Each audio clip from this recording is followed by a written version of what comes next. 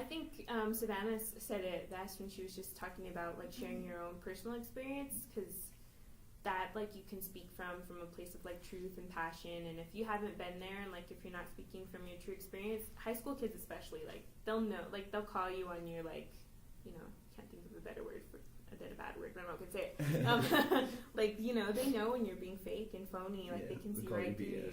Yeah, BS, there we go.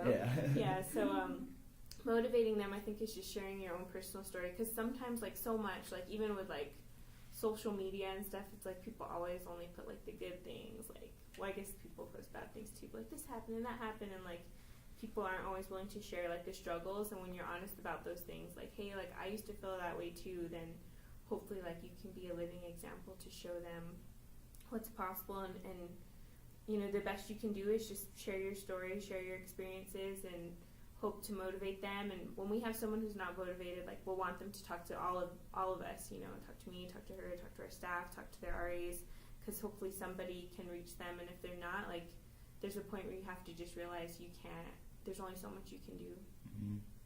And I think another thing is like bringing out like inspirational people. Like when I was in the program, like when I was growing up, like I think that's what motivated me to go to college, is like seeing like doctors, like Native American doctors, or you know, engineers, and like hearing them speak at these different conferences.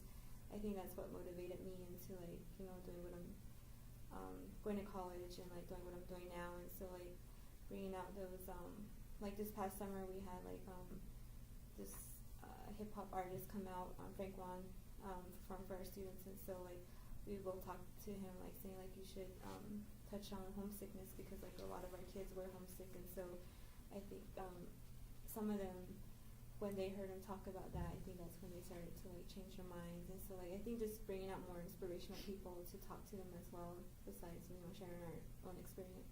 Yeah, and we've been doing that like for years. Like ever since I started, we'd always bring out this motivational speaker, DJ Vanis, and he would talk about like his story.